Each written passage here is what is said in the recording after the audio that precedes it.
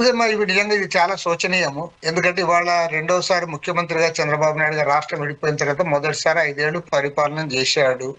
ఆ రోజు రైతులందరూ కూడా సంతృప్తి చెంది రైతులు కూడా ఎంతో ఉత్సాహంగా ముందుకొచ్చారు. వాళ్ళందరూ భూములు ఇచ్చారు. ఇవాళ మళ్ళీ రెండోసారి అధికారంలోకి వచ్చిన తర్వాత వాళ్ళ సమస్యలన్నీ పరిష్కారం చేస్తారు.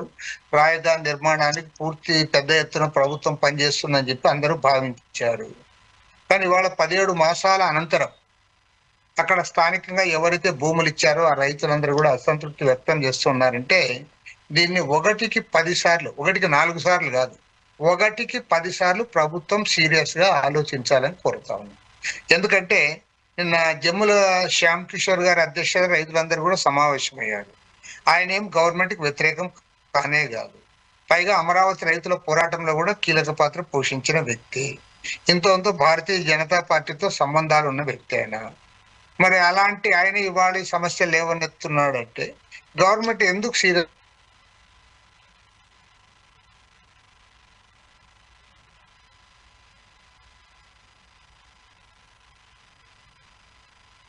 ఇష్యూస్ లో అసలు ముఖ్యమంత్రి గారు మంత్రి గారు అవసరం లేకుండానే సిఆర్డిఏ వాళ్ళే పరిష్కారం చేయగలిగిన సమస్యలు అనేకం ఉన్నాయి. వాళ్ళు కోరుతున్న జినైన్ ఇష్యూ చాలా ఉన్నాయి. ఏవైతే రాళ్లు పోయినాయో రాళ్లు పోయిన వాటిని మాకు ఇయర్ మార్క్ చేయడానికి మళ్ళీ పెగ్ మార్క్ వేయండి, మళ్ళీ రాళ్లు నాటండి అని కోరుతా ఉన్నారు. అది ప్రభుత్వానికి పెద్ద కష్టం కాదు, అది సిఆర్డిఏ పరిధిలో చేయొచ్చు. అదేవిధంగా రైతులకు ఏదైతే కౌలు ఇస్తామని గతంలో అంగీకరించి ఇచ్చారో ఆ కౌలు వాయిదాలు ఉన్న ఇప్పటి వరకు సక్రమంగా చెల్లించడం లేదు, అది సక్రమంగా చెల్లించమని అడుగుతా ఉన్నారు. కాబట్టి ఇలాంటి చిన్న చిన్న సమస్యలు కూడా పరిష్కారం చేయకుండా సిఆర్డిఏ అధికారులు తమ చుట్టూ తిప్పుకుంటున్నారంటే సహజంగానే రైతుల్లో అసంతృప్తి పెరగడానికి అవకాశం ఉంది. నెంబర్ 2 ఏమంటే ఇప్పుడు ఆ ప్రాంతంలో మీరు వాళ్ళకి రిటర్నబుల్ ప్లాట్స్ ఇచ్చేస్తే ఆ ప్లాట్స్ వాళ్ళు డెవలప్ చేసుకుంటారు, లేదా వారు అమ్ముకుంటారు, వాళ్ళ అవసరాలు తీర్చుకుంటారు. ఒకరికి 4 ప్లాట్స్ వచ్చాయి అనుకోండి, వాళ్ళు 1-2 అమ్ముకుంటారు, మిగతా ప్లాట్స్ ఉంచుకుంటారు. ఆ రకంగా వాళ్ళ అభివృద్ధి దిశగా ప్రయాణించడానికి అవకాశం ఉంది. వాళ్ళు దాదాపు ఇవాళ భూములు ఇచ్చి 10 సంవత్సరాలు గడుస్తా ఉంది. 10 సంవత్సరాల తర్వాత కూడా వాళ్ళు ఊరికే చూస్తూ ఉన్నారు తప్పితే వాళ్ళు ఏం చేయడంలే.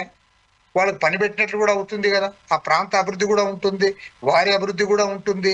రాజధాని ప్రాంతంలో కూడా అనేక యాక్టివిటీ జరగడానికి అవకాశం ఉంటుంది.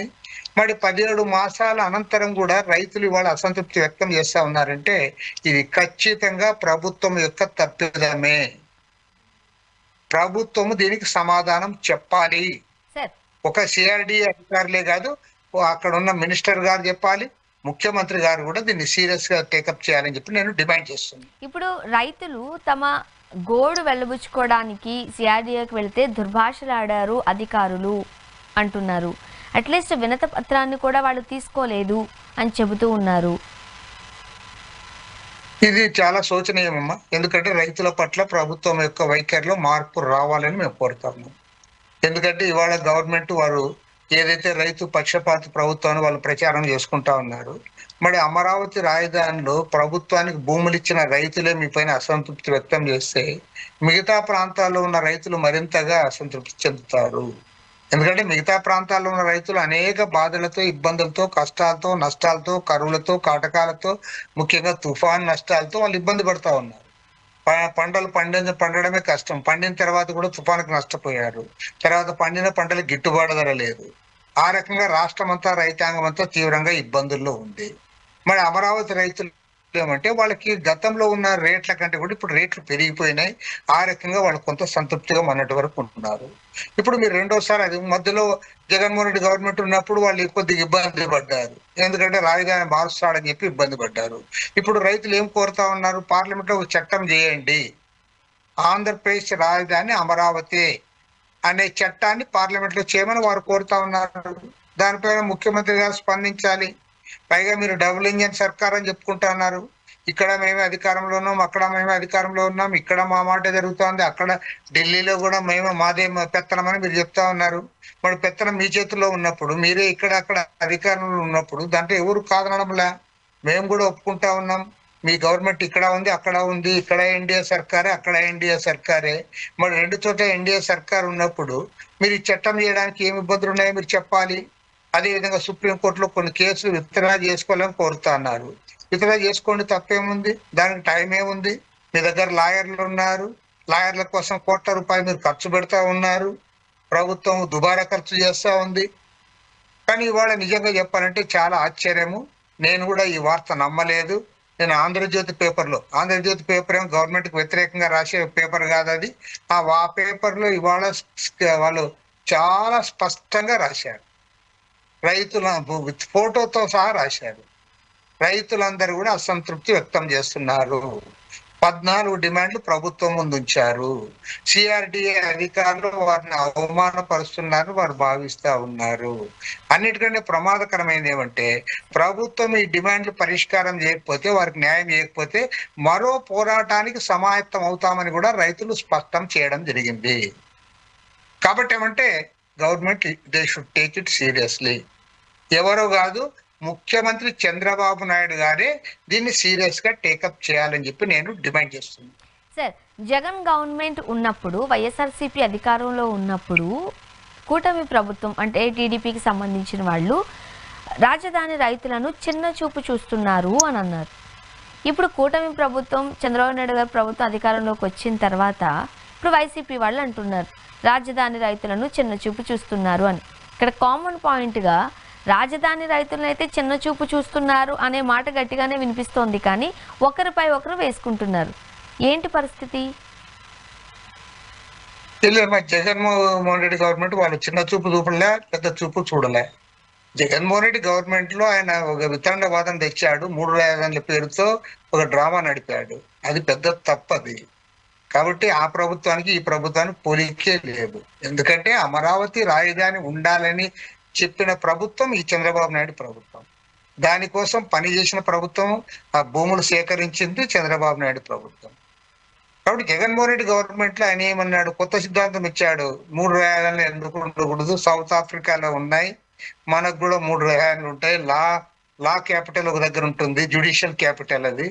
తర్వాత మన అడ్మినిస్ట్రేషన్ ఒక దగ్గర ఉంటుంది, అదేవిధంగా లెజిస్లేచర్ ఒక దగ్గర ఉంటుంది అని చెప్పి ఆయన ఒక వితండవాదాన్ని తెచ్చాడు. ప్రజలు అంగీకరించలే, ప్రజలు ఎవరు ఆమోదించలే. ఈవెన్ విశాఖపట్నం ప్రజలు కూడా ఆమోదించలే, కర్నూలు ప్రజలు ఆమోదించలే, రాయలసీమ ప్రజలు ఆమోదించలే. కాబట్టి ఏమంటే ఆ ప్రభుత్వానికి ఈ ప్రభుత్వానికి పోలిక లేదు. ఈ ప్రభుత్వాన్ని డిమాండ్ చేసేది ఏమంటే, చంద్రబాబు నాయుడు గారు చాలా స్పష్టమైన విధానంతో అమరావతి రాజధాని విషయాన్ని ముందుకు తెచ్చాడు. ఆనాటి నుంచి ఈనాటికి దానికి కట్టుబడి ఉన్నారు. దానికి రాజకీయ పార్టీలు అన్ని కూడా మద్దతు ప్రకటించాయి, ఎక్సెప్ట్ వైఎస్ఆర్ కాంగ్రెస్ పార్టీ తప్ప. ఈవెన్ వైఎస్ఆర్ కాంగ్రెస్ పార్టీ కూడా అధికారం లేనప్పుడు వారు కూడా అమరావతి రాజధానికి బలపరిచారు. కానీ ఇవాళ 10 ఏళ్ల తర్వాత కూడా, ఇంకా మరో మాటలో చెప్పాలంటే 11 ఏళ్ల తర్వాత ఇవాళ మీరు మళ్ళీ రైతులు అసంతృప్తి వ్యక్తం చేస్తున్నారంటే దీంట్లో జగన్మోహన్ రెడ్డి తప్పు పట్టేకి ఏం లేదు. ఇందులో చంద్రబాబు నాయుడు గారి బాధ్యత తీసుకోవాలి. Jaganmohan Reddy is an opposition. ఇప్పుడు అపోజిషన్ లో ఉన్న ఆయన గురించి ఆయన పైన రాళ్ళు వేస్తే ఉపయోగం లేదు. కాబట్టి ఏమంటే అధికారంలో ఉన్న ముఖ్యమంత్రి చంద్రబాబు నాయుడు గారు, పైగా ఆయన ప్రాజెక్టు కాబట్టి మీరు ఏదైతే మిమ్మల్ని నమ్మి వాళ్ళ భూములు ఇచ్చారో, ఆ భూములు ఇచ్చిన రైతులే మీ పట్ల అసంతృప్తి వ్యక్తం చేస్తున్నారంటే ఇది డేంజర్ బెల్స్ మోగుతున్నట్లే లెక్క. ప్రమాద ఘంటికలు మోగుతున్నాయి. కాబట్టి ముఖ్యమంత్రి గారు మీరు దృష్టి సారించండి, రైతులకు న్యాయం చేయండి. ఆ ప్రాంతం ఇప్పుడు ఆల్రెడీ 31,000 కోట్ల రూపాయలు అప్పు తెచ్చారు. మరో 32,000 కోట్ల రూపాయలు అమరావతి రాజధాని కోసం అప్పులు తెస్తా ఉన్నారు. వరల్డ్ బ్యాంక్ తో తెచ్చారు, ఏషియన్ డెవలప్మెంట్ బ్యాంక్ తో తెచ్చారు, అదేవిధంగా KFW జర్మనీ సంస్థతో తెచ్చారు. హట్కో నుండి మరో 11,000 కోట్ల రూపాయలు అప్పు తెచ్చారు. మీరు 1,000 కోట్ల రూపాయల అప్పులు ఒక దగ్గర చేస్తూ, ఒకవైపు మీరు అప్పులు చేస్తూ, మరోవైపు రాజధాని ప్రజల్లోనే సంతృప్తి లేకపోతే ఇంతకంటే ఘోరమైన విషయం ఏముంది?